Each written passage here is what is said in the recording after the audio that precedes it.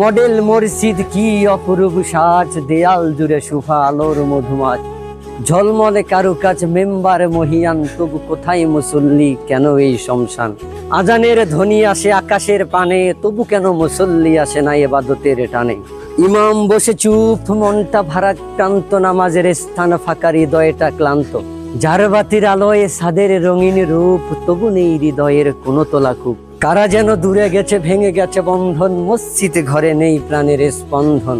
Model মসজিদ শুধু ইট কাঠ দিয়ে নির্মিত ঘর, প্রাণ দিতে হবে তাতে, নতুন করে করতে হবে আমলের চাষ।